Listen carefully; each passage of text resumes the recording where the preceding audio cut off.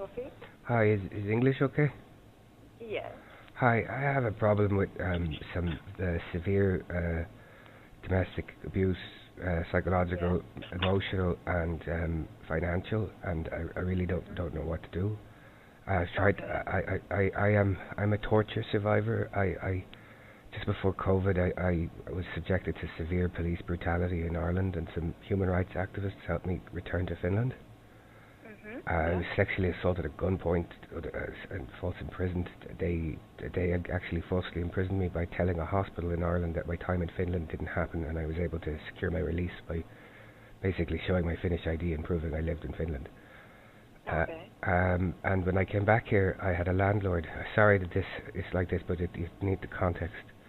I had a landlord who discovered I was non-binary, queer and disabled, and started a illegal court eviction, filed a false statement of court. He knew the judge, and the judge got me banned from legal aid. I know it sounds unbelievable, but I had a friend of 24 years who was also a psychologist. They're not my psychologists, they never were. And we fell into a relationship, and they said they were going to help me with the court stuff. I asked them to make sure that they put it through the legal aid so that they got paid, and it wasn't like free help, it was work. Yeah. And over the ensuing year, I became they gained increasing sort of control over all aspects of my life via limited powers of attorney and such.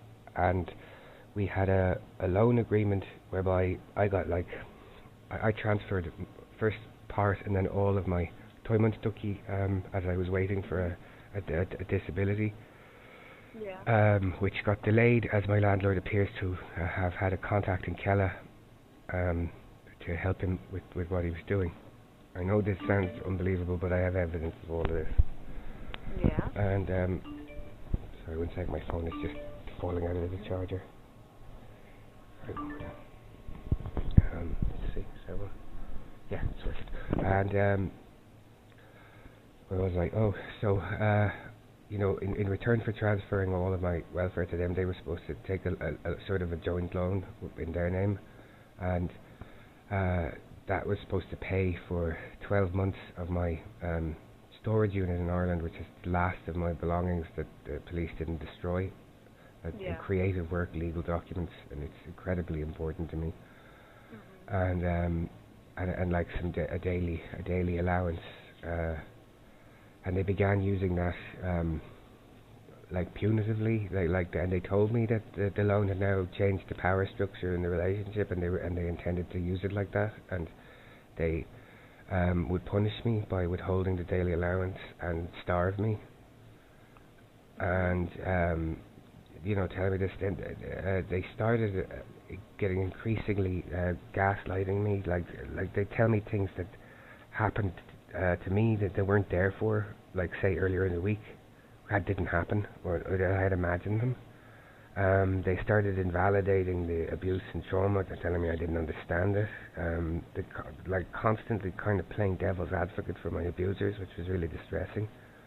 This happened in Ireland? This happened in Helsinki when I came back, and this happened this Christmas. I don't actually currently understand why this happened, because when we got in the relationship, I thought maybe I was going to be safe. Yeah.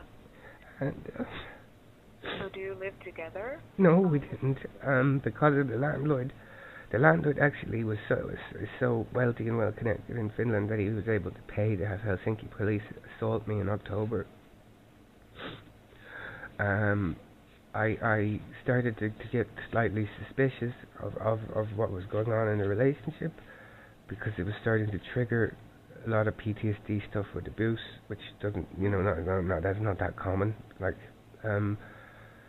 There was a point where she told me I had no right to want a life that wasn't defined by my child abuse, and that to want that was narcissistic. And she'd had heard audio of my female parent admitting abuse, and she incidentally quoted it in tone and word I don't know, to cause distress, and then told me later that she didn't do it, and tried to make me doubt that it had happened. I then tried to, when I went over it and showed that it had happened, she, then was like, but that, I mean, that's common words, that's probably happened before, and I was like, no, that's actually the very first time that's been triggered ever. No one's ever managed to do that in tone and word for word. That's actually, like, you're completely unique there. I don't know how you did it. I'm assuming you did it on purpose. And she's like, well, if I did, it was an accident. That, that sort of stuff. Yeah. And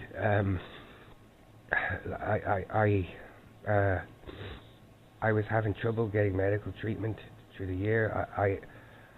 I had I don't know exactly where this got on my file, but on my file, I discovered only about a couple of weeks ago that there was something about alcohol abuse on my file.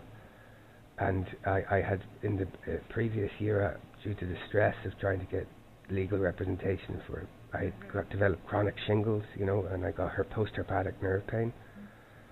And I got prescribed stuff that caused me injury. And I was supposed to take a malpractice complaint against that, but she seemed to be blocking it. And I don't know whether this thing about the abuse, alcohol abuse, appeared from that, or there was another point a little later in the day. Someone spiked my drink, and I ended up. I woke up in Passalab. I have a photo of the spiked drink. It was because it was foaming. Okay. And so, like, but she never told me that was there. So I would go in for I had a couple of accidents, and I would go in to try to get treatment, and I would get verbal abuse from doctors for being drunk, and I wouldn't be, and I'd be like, what's going on? And she'd be like, I don't know. So she was literally taking me in to sit and watch me get wrong treatment, and not say anything. Okay. And it's just really weird. Like, we were in a car accident then in August where we got rear-ended. Allegedly the other driver's fault, but she wouldn't call the police, and I'm the only one that was injured, and I was like in immediate pain, and I was like, I think we need to go to the doctor. I'm in pain. I have a very increasing pain in my neck, and she's like, no, and can you wait? It can wait. And then it turned out that I had 3 herniated discs in my neck. Okay. And like this is some of the weird stuff. Like, I had a scooter accident because I'm clumsy with ADHD, and I had a head injury, and I was in Hartman, and I had brought her with me because the abuse by doctors was getting quite intense, and she sat there, and I was getting quite verbally abused by the woman doctor, and she's like, and is there anything else? And I went, like, I think my teeth are like somewhat I hit my face, and the woman doctor just went, let's see, open up, and I opened my mouth, and instead of like looking in, she shoved her hand in my mouth and pulled on my teeth. And even she shoved her hand in my mouth and pulled on my teeth, and went, no, they're not broken. And like, Anna said nothing, and I was like, why didn't you say something? And she's like, I was waiting for you to react. And I said, I was in shock. Yeah. And so, like, I didn't get any treatment, and then I had to go privately or like on my own without her to Calasatima. And when I told the dentist what happened, the dentist was like, she actually winced, and she said, why would she do that? If your teeth had been cracked, she would have ripped them out. I was like, she said, what did you do? I was like, I stood there in shock. What else would you do? Someone's like literally yanked on your teeth. And she's like, what did your partner do? She said nothing. Okay. And the dentist was like, that's weird. And I was like, which part? She goes, why didn't your partner say something? I said, she's like, did she not even like squeal? I would have squealed. And I was like, no, she literally just stared. Okay. I don't know. And she was like, that's weird. You need to think about that. And I was like, so that sort of stuff. And like, I had become completely dependent on the person. Yeah. It now looks like I got them into court, to help me with the landlord because she had a phone recording. Allegedly had more than three, but seems to have destroyed one. But she had another phone recording of the landlord admitting to her that it was all based on discrimination. And Okay, yeah. and like she could have supplied that to the police at any point because it helped show that the whole thing was fraudulent, and didn't. And in court, when they was asked if she recorded, she said no. And then after court, I was like, why did you do that? Why can't you just tell them? And why can't you have to fix that? So like in the beginning, that might be accidental perjury, but that was in June, and she never fixed it. Never provided the information to the police. Never provided it to the non-discrimination board, and just watched all these people abuse me. Yeah. And what is your situation now? Right now, I am. She's my landlord. This is. Sorry, it's gonna get a bit weirder.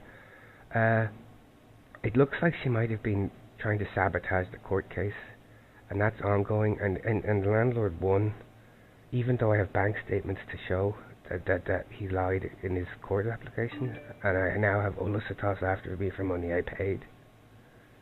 So, and all this stress was going on, and as I said, the person, and sorry, I have to tell it linear because of the ADHD. The person who was helping the landlord in Kella, who would phone and demand that I went to the homeless shelter for the landlord. I put in a request because they kept saying that by law they had to help him, like, you know, they wouldn't recognize an informal contract, even though I had the original formal contract. I had the intention to sign a new one, and the money transfer, him asking for the rent for the new period. And they refused to tell me the law, so I put a data response request in with the data protection to find out what law was forcing them. And in response, Kella, the person, whoever it is in the management in Kella, for the landlord, basically said they were going to reverse 4 years of my illness decisions and demand the money back. Okay. And I went in and I said, like, the only way you can do this is by a false accusation of fraud, because I haven't done it. Like, so they don't, like, how are you going to claim money back you gave me by mistake if it's illness money, except by accusing me of something? And the woman just went yes. And so within all of this, and like I have an audio recording of the legal aid person telling me the judge ordered that I get I'd be banned from legal aid. And so Anna also got me to rewrite the period with the cops. And while this was going on, she stepped up all this hot, cold abuse coming up to Christmas. What I described, the gaslighting, the 1 minute I love you, next minute you're not working hard enough. And I was working 17-hour days on legal documents that I shouldn't have been writing on my own. Rather than get me help, and this gets really weird, she put me in touch with one of her patients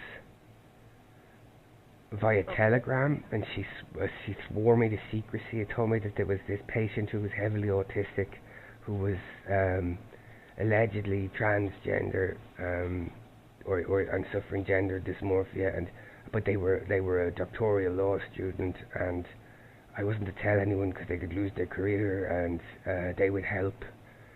And I got put in touch with this person who got quite abusive and started like changing the focus onto whether or not I should transition as a non-binary person, and it got incredibly weird. And then the communication ended. So rather than even help me get legal assistance, like this weird dead end with this weirdo who seems to have now reappeared and pretending to be my lawyer, pretending to be a lawyer interested in my case. At Christmas, then, out of the blue, for my storage unit, which they said they paid for 12 months, and in return for this loan agreement that we did, she helped me get my apartment, which was damaged from the police raids during COVID, back in order. It rented it, released the equity, and she got €50,000. Now I'm also aware that during the course of this, she got put into a will, which where she stood to benefit from 500,000 if I died. And all of a sudden, when I was having to write this re-traumatization document that she was berating me during, I started getting these final notices for the storage unit, even though it was supposed to be paid for 12 months. And then very abruptly, about a week before Christmas, she just told me the deal is off. And Your landlord? No, this is my ex-partner who was also my landlord. Yeah. She told me the deal is off. She'll let me stay in the apartment. I still pay all of my side of the loan, and to try and rebuild my life, and basically goodbye. And I was like, but what do I do about the storage unit? I've been asking if you were gonna getting cold feet or something to give me a structured withdrawal. I'm gonna lose everything. And she's just basically like, not my problem. And I said, but we had a loan agreement. We were supposed to formalize it. What are you doing? And she's like, I wasn't. We never had that. What do you think? What do you do? You're imagining things. I was just helping you. And I was like, but that's not true. I have evidence. I have spreadsheets, everything. I've transferred. Yeah. And so, and she had legal documents. She had the property deeds to my apartment. She had been involved with dealing with welfare for me, and because a social worker there had been abusive, which meant that I didn't have a bed or winter clothes, and the social worker had routinely been very invalidating about my post-traumatic stress disorder. If I asked them to stop doing something because it was triggering, they'd go, no, it's not. So I eventually had to let Anna take it because it was becoming too distressing for me. And so Anna had got very angry with them, but that I don't know what's going on there, but I know that but whatever, because of Anna, I can't get any help from the social work now. Yeah. And Kella, whatever was going on with Kella, and the contact with the landlord, they advised me to send a disability thing in, and then they held it up until December. I didn't find out till actually a couple of days ago that they refused the disability, even though I'm even more disabled after the car accident and I have the 3 discs. And yeah. Anna has forced me into this 3 months of begging her for my documents, both digital and physical. She started doing this too, where she'd ask me the same question: do you want them posted? Even though I'd asked for them to be posted. And she tried to force a physical meeting, and I was afraid. Before Christmas, I'd started to get really afraid of her temper, and she'd ask me questions, and I'm afraid to answer in case you lose your temper. Earlier in the year, I had to ask her to stop threatening me with violence, because it wasn't clear whether it was a joke or whether it was, and I said, I've been tortured, I've been beaten unconscious by cops, I've been beaten at gunpoint. I was like, I can't, you can't really do that at me. You can't raise your fist and threaten. I don't know when it's you might trigger something. And so what is your situation today? I'm in the apartment that So she goaded me she goaded me into cutting off my welfare at Christmas, because I was so stressed by what she was doing and the document that basically she made me kind of rewrite all of the terrible shit the police did to me, and that drove me into a crisis, and then forced me to illegal meetings I didn't want to go to with it. And do you have a threat now? Yeah, where you are I do. Right now? And I was so stressed and worried by the Kella thing that she was berating me about it, that I was like, look, if you collapse the deal and I lose everything, and Kella, I can't handle this, why don't I just tell them to stop everything? And she was kind of... What do you mean by that? I just tell them to turn off my benefits. I wasn't really thinking straight. I was very distressed. And she was like, going, "Don't be a fucking idiot. They won't listen to you. They just think you're fucking mad and stupid, and they'll fucking ignore you." And I was. Are you still in a relationship with your ex-partner, or is it an ex-partner? I think it's ex. I mean, I don't know because I'm trapped. I'm pretty sure it's ex, but because I spent the last 3 months alternating between bursts of communication from them and silent treatment while I begged for my belongings back. They told the police that my begging for my belongings and a structured withdrawal was harassment. Then the police officer phoned. He just said what it was about, and then I started talking, and then he stopped talking about that, and he just spent the entire call begging me to come to Passila and file a police complaint against her. She then she's had me. She phoned in a false wellness check, and I don't know what she told them. But I spent an hour on the phone with them pleading because I've got such bad police trauma. But they smashed in my door, and they came in with dogs, riot shields, guns, and they Here in Helsinki? Yeah, here in Helsinki. I have it recorded. Okay. And they violently arrested me, even though I had my hands in the air and I was sitting and I was saying, just repeating, "I can't move. I'm too scared. I can't move. I'm too scared." And they grabbed me by my spine injury, and I have broken my thumb since Christmas, and it's a very bad break. I was supposed to get emergency surgery, but I had to cancel it because I'm so stressed that I didn't think, and I have no money and I'm not eating, and that I thought that I wouldn't be able to heal it. But and because she has me in a case state of chronic distress. Every couple of days I have to file an email to my storage unit and tell them to update. And I had the police taunting me about the court case I had with I won against the Irish police, basically telling me it didn't happen, and then telling me this fantasy version about booby-trapped apartments and hidden knives, and I was like, well, none of that's true, and I won the case. I don't know whether she told them. I don't know whether what she told them, but then they phoned one of the involved corrupt police officers. Like, I have video from my Irish neighbour's security camera of them torturing me. They caught them, and that's a particular incident where they left me with damage to my lower spine. Yeah. And so, like, I have court documents. It's all provable. And suddenly I have them, and she told them she refused or didn't tell the doctors, didn't tell the police that she was my ex-partner when she phoned in the wellness check. So she just told them a lie that she was my landlord. Okay. And like, I was like, the police were like, your landlord this, your landlord that, and I was like, but it's not just my landlord, that's my ex-partner who's like blockading my life right now. I filed 5 police complaints. Yeah. What's going on? And they were like, no, it's your landlord. See, this is why you have to come to hospital. You're delusional. I'm like, I'm not.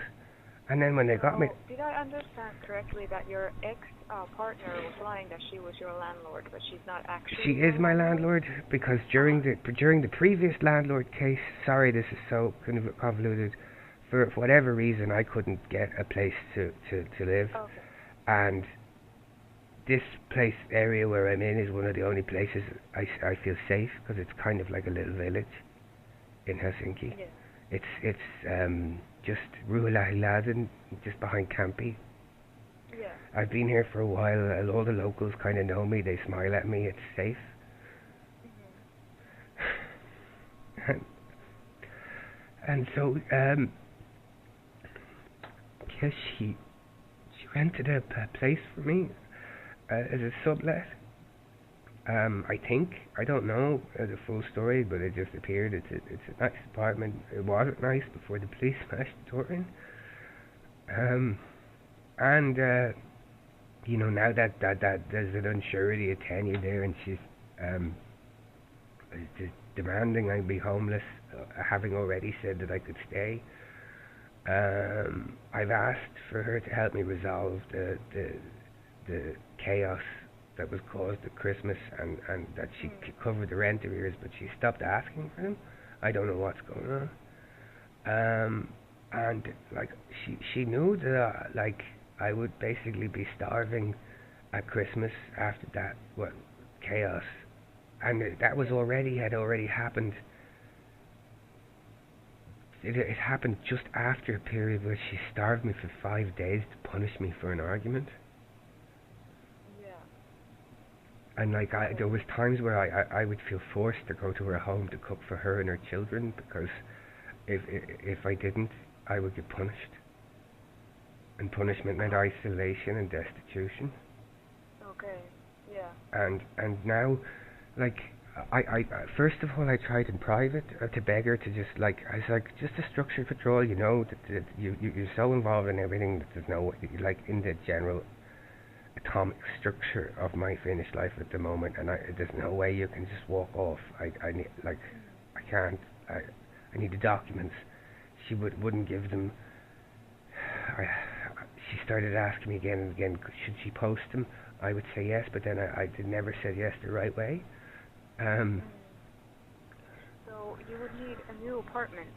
I would need like a peace treaty. I don't have the ability to leave this apartment right now.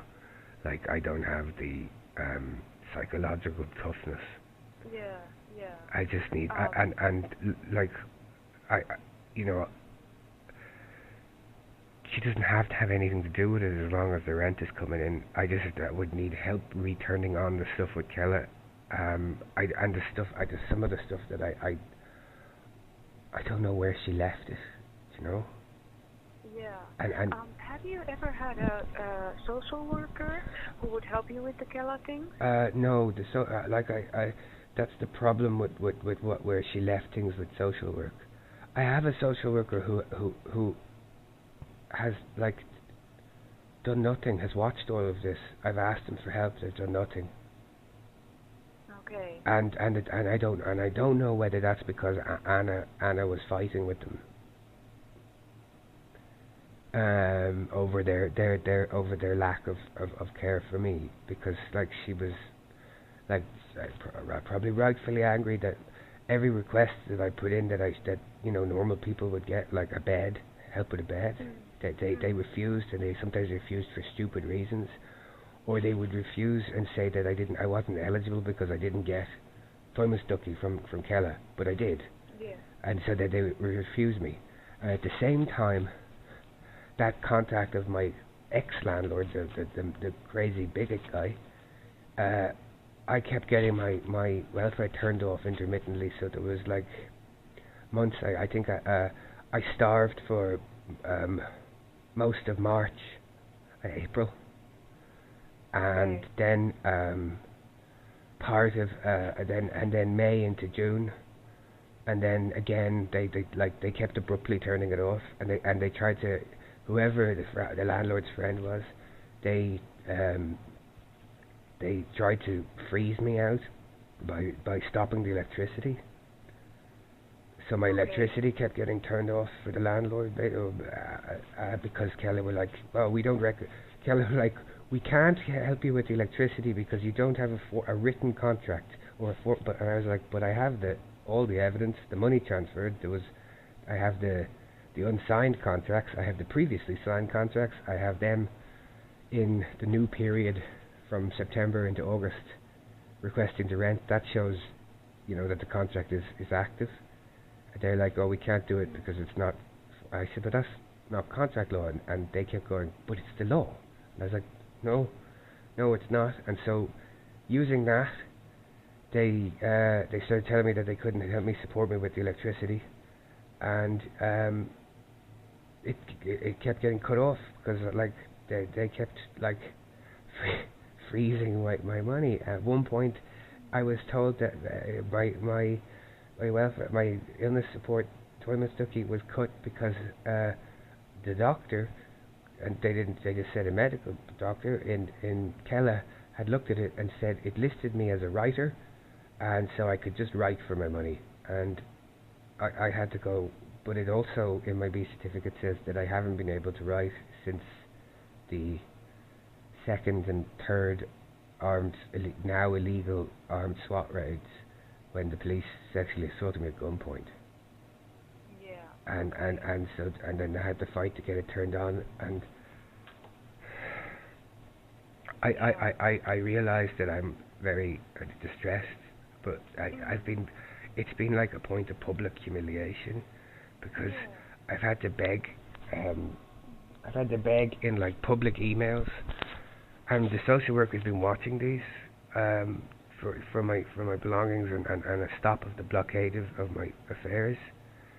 It looks like she's purposefully tried to sabotage the court proceedings. I don't know how to fix that. And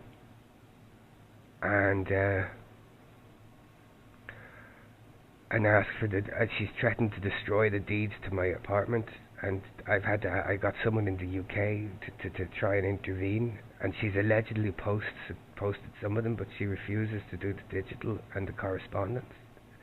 I don't. She's used limited powers of attorney to slander me. Like some of the legal proceedings in Ireland, she contacted one of them to say that she was withdrawing from the limited power of attorney because I was emotionally abusing her, and so basically trying to destroy things by defamation with uninvolved parties. And I've had to email and be like, please disregard, the police are involved, but the police are not giving me any support. I tried to get help from I'll tell you what they were called, the Pau Kung Turvakoti, and that looked like it was positive, and because the lady told me that she believed there was also an element of sex trafficking in what Anna was doing to me, but then Anna revealed that she, in one of the emails, that she knew the support worker, and so there was a conflict of interest. I tried to get help. What do you mean by that? A conflict of interest. You know, like if Anna knows the support worker personally or previously, it's not really going to work. Okay. I tried getting support through Riku. Riku don't believe me. Okay. Yeah. Riku told me to go to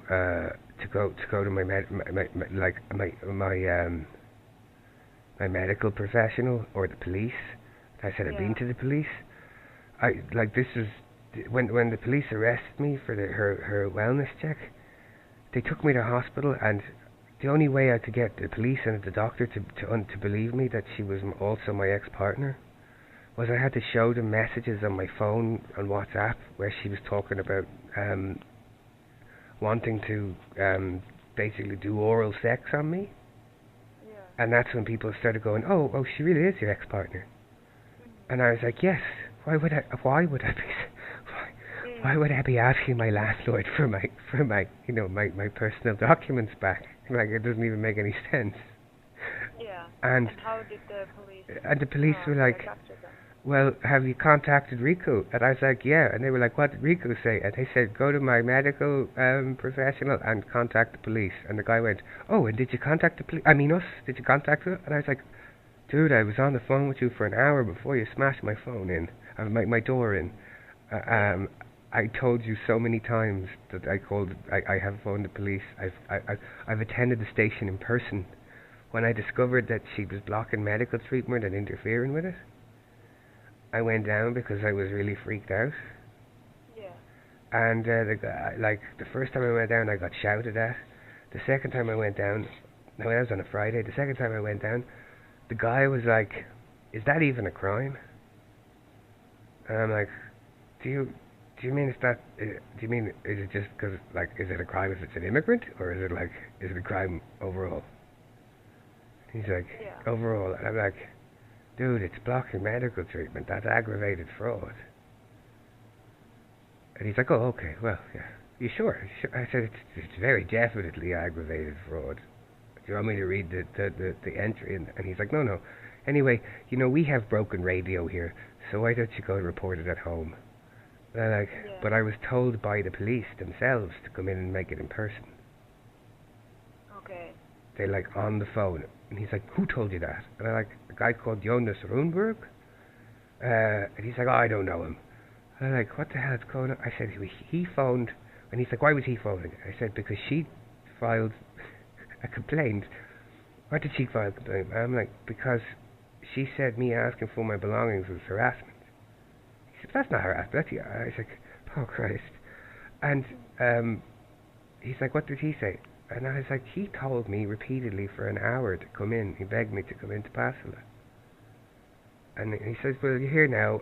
Is it anything urgent?" And I said, "Well, like, I'm going to lose all my belongings." He's like, "That's not urgent." And I'm like, "But it is." And he's like, Yeah. "Is there any threat to your bodily harm?" And I said, "Well, I just came in to tell you they've been blocking my medical treatment, and they're still, like, they're blocking an insurance case. I can't get treatment for my spine." And he's like, "That's not urgent. Yeah, you're like, you're in fear of your life right now at this." I'm like, "What's going on?" He's like, "It's best you go home." Okay. Yeah. And like, Riku have just basically, they think I'm making it up. Yeah. And I'm desperately afraid of losing the last.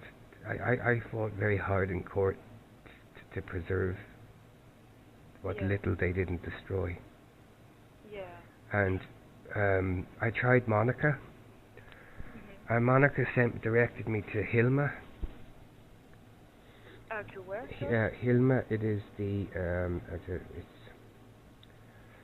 it's the Vamasten Manahan Utajan de Keskus. Yeah. Yeah. The disability for immigrants. Mhm. But again, that's something that Anna had power of attorney for, so I don't know what happened there, and I can remember because I was so stressed for court. But I emailed them and they told me to come to Idakeskus, and I told them that I couldn't come to Idakeskus because I didn't have any money for the train, and I was struggling with like multiple injuries and also, you know, everything, and I didn't know what. Could they phone me? They didn't phone. I phoned them, I left messages, they have ignored it. You didn't get anything Didn't back get from anything back Hilma? from them. Okay. And I've struggled with the trauma and anxiety. I know I need to log into Kella and try and do it on my own at the moment, but it's just there's too much happening. Yeah. The organization that we are working for, there is this team who is meeting with clients Monday to Friday during like work hours, and they offer like discussion help and also help with for example Kela issues and all of these, because like what I can hear that there are like so many things that have happened to you. Would you be open to maybe discuss with this team? Yes, please. Called, I need help. Turvaverkko. It's like a safety net. Yes. But are you like you have your apartment right now? Is your landlord, who is also your ex-partner, is she like coming in there? Or? No, not at the moment. Yeah. But I am like at any moment. I'm afraid that she's going to call another wellness check. I want to just get the rent turned back on, and so that she has less of a point to argue. And also like you know, I realized that all of that was born out of crisis and argument and goading or taunting. Okay. And I just want to try and preserve my belongings. The social worker told me that Kella sometimes grants emergency aid for these things, but she didn't tell me for like 2 months. Okay, yeah, that sounds really unfair. And like I've emailed her and asked her to file it to recommend. I only found out like last week that this whole time she could have contacted the police and asked for the police to file a technical, what did I say was it called? A technical restraining order, which meant that the court could order my ex to, well, not like basically to prevent the loss of my belongings. Yeah. And I didn't know that. Would you be comfortable if I leave a contact request? I can explain that if they could contact you as soon as possible, right, like early next week, because they are not working today or tomorrow. Would you be comfortable of telling your name? Yes, and I'm absolutely perfectly comfortable. I mean, some of this has happened quite in public view, like via email between me, her colleagues. Like she has a psychology practice. I actually emailed her colleagues and went, "Can you please find a fucking peaceful way out of this?" And they just ignored it. These people are supposed to have training in communication. Yeah, exactly. And I'm like going, there's no reason for this person that's your colleague and friend to be withholding all of my things. Yeah. And there's no reason for you guys to be standing by and watching it. Yeah, exactly. Yeah, so they could contact you with this phone number, or if you have email. Yeah, phone is probably best. Yeah. So this phone number we called now. Yeah. And yeah, what is your name? It's E for Echo, and then full stop, and then F for Florida. It's just two initials, EF, and then my surname is Fluff, F-L-U-F-F. I used before all the police stuff. I was an audiovisual artist, and at some point I thought it was a good idea to change my name to EF Fluff. And what's the last name? Fluff? Fluff. Can you spell that again? F-L-U-F-F, like Fluffy. Oh, okay. Most people just call me Fluff. Some people call me F, but it's usually just Fluff. Yeah. So I could, give them a contact request and let them know your phone number. So they would probably text you first and ask what is the time to call. Yeah. You can put the time to call is probably after, any time after 10. I also suffer narcolepsy, so if it doesn't get picked up immediately, to ring a couple of times, because I might have just passed out. Okay. I don't really know. Like, it's so extensive. At Christmas, she started rewriting the loan agreement. So there was stuff that was factored in that was essential, like medical bills with methylene. And abruptly she turned around and went, "I'm taking those out because they're not important." And I'm like, "But how do I get my medication?" Sorry? I was like, "But how do I, what?" She's like, "So I've taken, I know you penciled these into the loan and it's there when we originally agreed, but I'm taking them out because they're not important." And I was like, "But I need to pay those so I can get my medication." Yeah. And she's like, "But what's going to happen? You're just going to pay them and then you'll go again and you'll have another one." I'm like, so what type of medication? I get medication for severe ADHD and narcolepsy and stuff for sleep for PTSD nightmares. Yeah. She started, like, in public emails simultaneously doubting whether I was disabled and then weaponizing my disability. So, like, in private, continually asking me if she could be posting things, and then publicly telling people that she hadn't posted them because I'm so crippled with ADHD. Okay. And then maybe a day earlier be like, "Wow, you seem like you're more capable than you previously said. Maybe you're not as disabled as you said," to about 20 people. And it's... And I just don't know. I don't know why. I don't know what's going on. Like, I had asked her to get help with her temper, but I was prepared to work through it, and now everything seems kind of weird and abusive. Yeah. Like she asked me, would I do couples therapy? And I was like, yeah, immediately I was just like, yep, I'll do that. And she just seemed surprised, and then she never raised it again. So I'm assuming she was expecting I'd say no, and then she'd have something to hassle me about. You know? Yeah, there is a lot of things going on. Yeah, and it's just like, and then this weird alleged patient, who I think has contacted me again since all of this started. Because I emailed the university and I was like, look, this happened and I would like this student's name because I have to file a police complaint.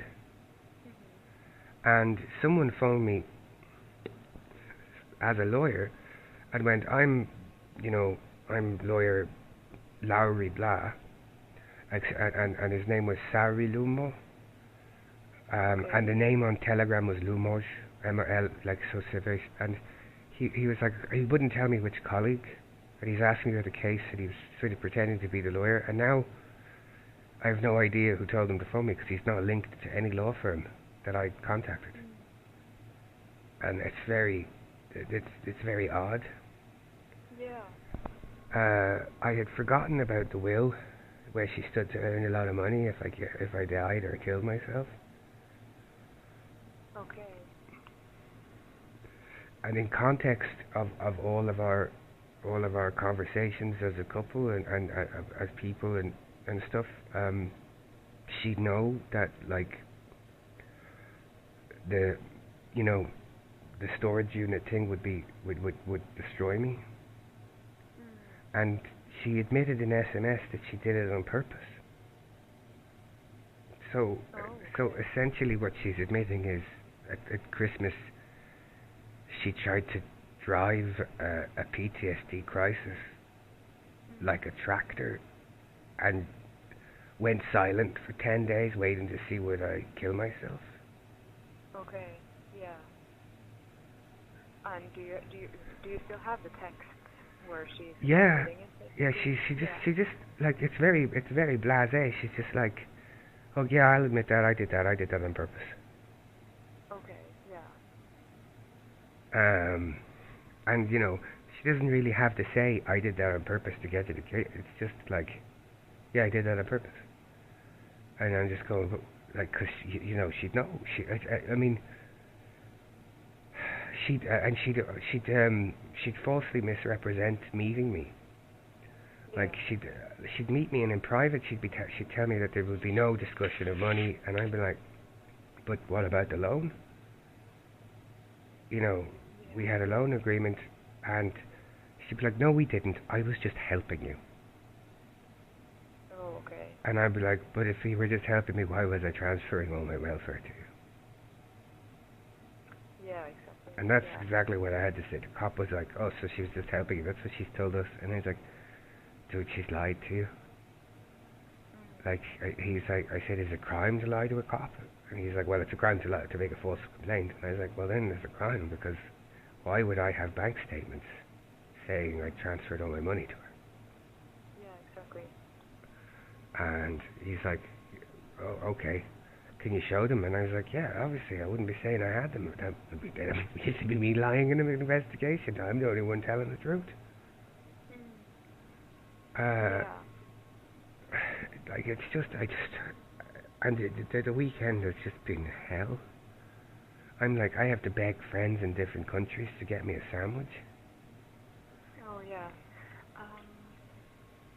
I tried phoning the emergency welfare, and I really don't mean this to sound like I have persecution complex, but they never have helped me. Yeah. And they have, like, I'm sorry to hear that. One of the times I phoned them when the person that seems to be connected to my landlord was getting my welfare shut off for nonsense reasons. Like, I have a very extensive B certificate for illness leave, and like people who are in social work and medical and mental health have commented that it's one of the most extensive B certificates they've ever seen. Yeah. And so, you know, when stuff would be getting cut off, and Kella would be blocking my recovery plan, I'd phone the emergency welfare line to see would they help me with food, and that they kind of sometimes laugh at me or tell me that like I was ungrateful. Oh, okay. Yeah. And like I phoned them about 2 weeks ago. I hadn't eaten in 5 days. And right now you haven't been. No, it was about 5 days ago. I at the moment I'm managing to eat maybe once a day or once every 2 days. Okay. Yeah. Sometimes every 3 days. Okay. And I had phoned them, and I think it had been about 5 days, maybe 4.5. And I was explaining the situation, and she kind of started chuckling. And she just told me to wait. This was on Saturday, and she just told me to, go to Calisetum on Monday. I was like, well, what do I do between then and now? She's like, what do you expect us to do for you? And I was like, I found you again on the Helsinki website. It says you do emergency food with an emergency money. She said, but not for you.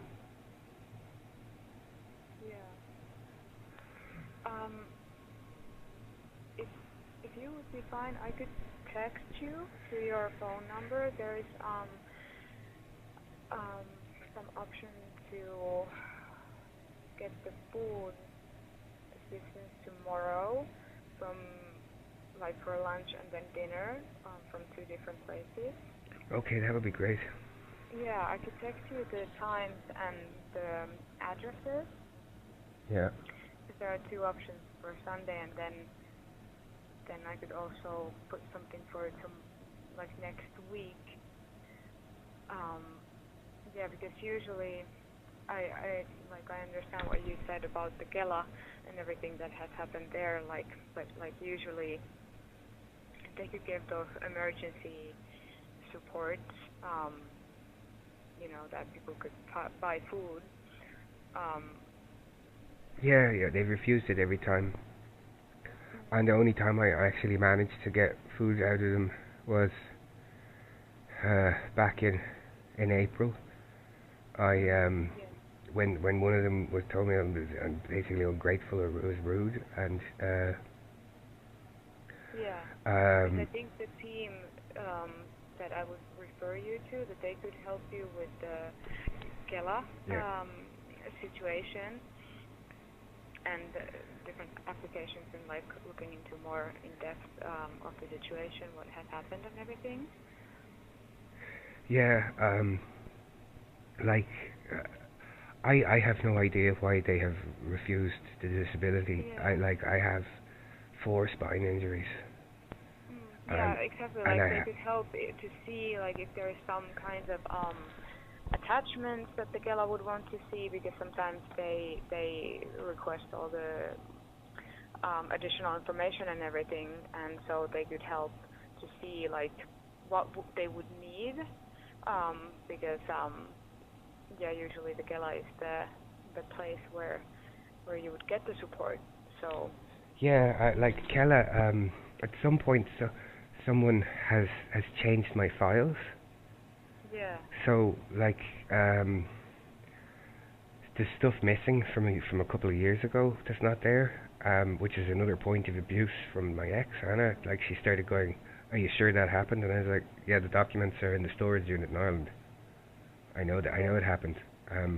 Because my social worker at the time asked me, could she take a photocopy of one of the letters, and I asked her why, and she said she wanted to frame it because she'd never in her entire career seen Kela apologize to anybody and stuff. And so like, and then at one point last year, I was getting like, one thing they would do is they would either freeze my money or they'd freeze it for a few weeks, then release some of it, and then deduct what they'd released from the previous. So sometimes like I would literally be running on this, only have like 40 a month. And I was talking to and the person went, "So it says here that you own an apartment block." And I was like, "What?" And he's like apartment, like a building. And I was like, why would I be arguing with you over peanuts if I owned a whole entire apartment building in the hottest property market in Europe? Yeah. I said I'd probably be on a beach somewhere. And he was like, well, that's a good point. I said, can you tell me who put that into my file?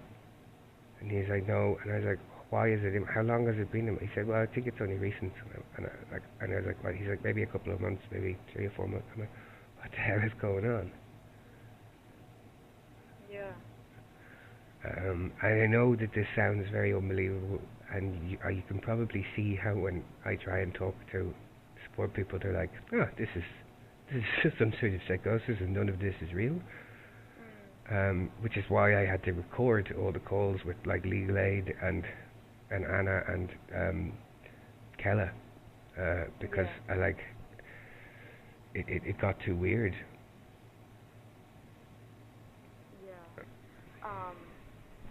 Yeah, but would it be okay with you if I give your yes, phone number everything, and name? My name, yeah, and phone number, everything, whatever gets me help. Yeah, and I can ask them to, if it's possible for them to contact you on Monday or Tuesday. Yeah, that'd be amazing. Yeah. So if we continue with that plan, and I will text you about the places where you could get lunch tomorrow. Okay. Yeah, that'd be great. I don't have any travel tickets, so I if it's very far away from camping, I can't. So did you say? Yeah. So you said that you live close to Kamppi? Yeah. Yes. So tomorrow the lunch place is actually close to Kamppi. It's in Annankatu, so it's probably accessible by walking. Yeah, that is. Yeah, I can text you the like specific address and the name of the place. Is this common? Is there like is this sort of abuse common? Sorry? Is this sort of abuse common? Like, does it happen to other people? To what kind of abuse? Is this what I've described by my partner, my ex-partner? Yeah, unfortunately, all the different forms of abuse, it's kind of common from ex-partner, and you're describing like many situations, and also like some of the situations that you're describing from police and all of those things also seem to be very unfortunate situations. So yeah. But the partner abuse, this does happen. This isn't just me being. Oh yeah, it does happen. Yeah. It's actually very common violation that is happening here in Finland and also like in other countries. So yeah, you are not the only one. Okay, it's just felt very isolating because I tried to, like they've managed to destroy my social circle. Yeah.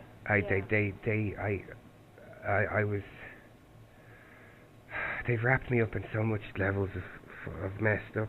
Like, instead of helping me, on one hand, they said they'd only send money to an account if it was for an e-learning website that they wanted me to build, but I didn't have a working website, working laptop, because the police have destroyed all of them. So then they agreed to a loan to get a laptop, then they refused. So then the website became a point of abuse, even though they knew that I couldn't work on it. Yeah. And I don't know if I could even show Kella that money that went directly to a storage unit, because I'm afraid now, and I don't know whether that was a point of keeping me, controlled, because if I speak up, then they get me in trouble.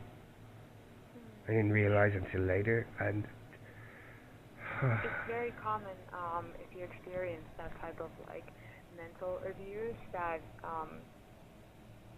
you feel the isolation and you start to second guess your experiences.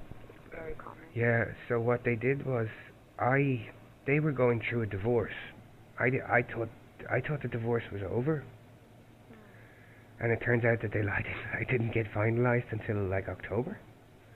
So for a year, I thought their finished divorce was finalized, and the only thing that had to be done was the Colombian divorce. Okay. And I'm like, this is all quite confusing.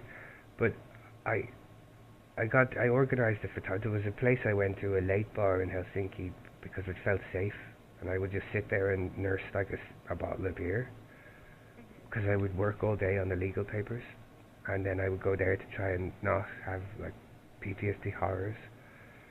And one of the bartenders there, a guy called Ricardo, he was a photographer. He had money trouble, so I tried to help him, and I organised him to be the photographer for her website.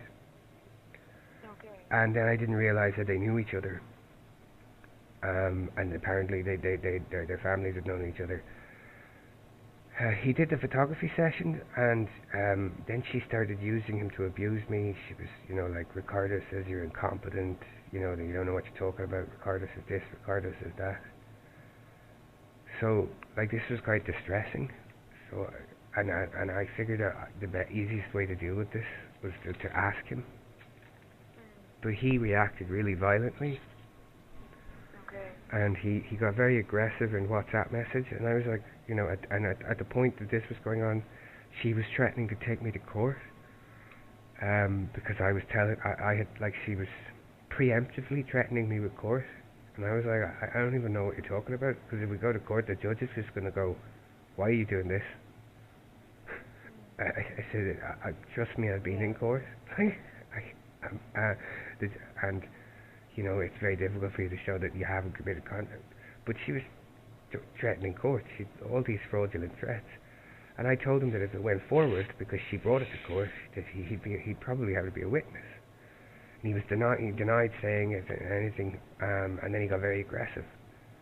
He then, kind of behind my back, he went to the managers of the place, the only place in all of Helsinki I went to, and lied to them and told them he was scared of me, told them this big bullshit lie about her. And so I arrived, and they were going to ban me, and I had to very frantically show them text messages explain. The following day I went there, and he was waiting for me, and he sat and he waited all night, and then at the end of the night he came up and he smiling as if to shake my hand. I paid him no attention, and he pulled me violently into him, and he threatened me about how, I might have got away with it this time, but, I would always be barred when he was working, and I'd never get served, and I'd never get a drink as long as he was working. And I was like, what the fuck?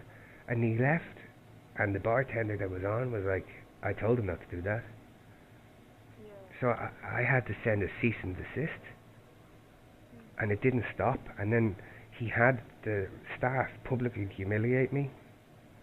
I arrived one evening, and I was given one, like the old submarine captain thing, and but then everyone kind of blanked me and refused to serve me for two hours. And I was like, what the fuck? One of them came from behind the bar and very loudly told me that I wasn't to come back due to the people not being happy with what happened with Ricardo, and the number of very loud people were looking, like, it was so loud that a random customer was watching it, and they turned around and they went, here, you can have my drink. And I was like, what the hell is going on? And they were like, you can come back when it blows over. And I'm going, man, the thing has gone to the police. Yeah. It can't blow over now. And they went, well, and they just shrugged at me, and I had to leave. And now that has completely isolated me, and I've asked for help from people attached to that social circle, and I've been told that I'm a drama queen for wanting help with the abuse. Suddenly people are giving out to me because I said I had phone recordings of my abuser. How else would you get evidence? Yeah, that's true. And I've literally now don't see anyone. Yeah. I used to go there for maybe either a glass of water or a cup of coffee every night, and sometimes a bottle of Heineken or two, and then now I spoke. I had a large group of people that I talked to, and now I see nobody. And all of the people I've asked for help have either refused or ghosted me. Yeah. And I'm sorry to hear that. I don't know if that's common. While I've experienced abuse before, I've never. This is the first time I've asked for help. Yeah. I've usually just run away. Yeah. And it's kind of, it's really horrific that there's just nothing. Even the doctor in the hospital, when the cops didn't really believe, and I had to show the screenshots, and he kind of leaned in and he was like, "Don't worry, you'll be going home. I just have to go through the motions and ask you the questions." And I was like, "Phew, okay." Oh, yeah. You know, and then he was like, "Have you tried Rico?" And I was like, "Were you not in the room when I got asked that by both of the cops, one after the other?" He's like, "Yeah, but have you tried?" And I explained again. He's like, "You have to try and get support." And I went, "There's not really much there for an immigrant." And he went, "Yeah, I know."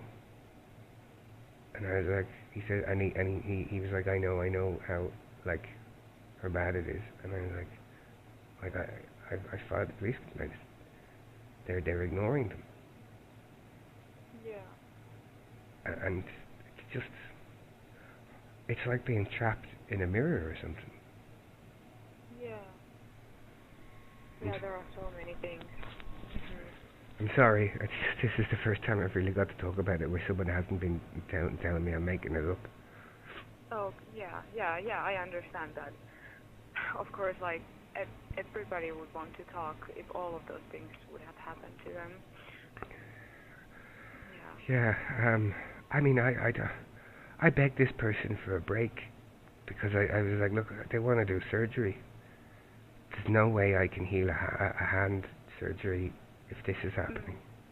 Yeah, I have that. All of it going on. I said, like, there's no, they want 6 weeks with an open wound with like 6 screws in my thumb, and then 6 weeks healing that. I was like, please, can you just do the documents, the data transfer, and then like structured withdrawal, like I've asked for months, and they just treated it like it was an abusive joke. Yeah. And I've asked the professional body of the psychologist governance body, I've asked them for help. Yeah. And it's just everybody seems to just want to, like, look at their shoes. And I don't know if this is a characteristic of people of a higher station, like doctors, psychologists, police officers. Does everybody just ignore when someone else says they're doing something bad? Yeah, I don't know. Because it's really like almost like having no mouth. And I don't know, and I'm sorry for babbling so long. You probably have. Yeah, but does the plan sound good with you? The plan I would sounds send great. you the text and then put the contact request for you. Yeah.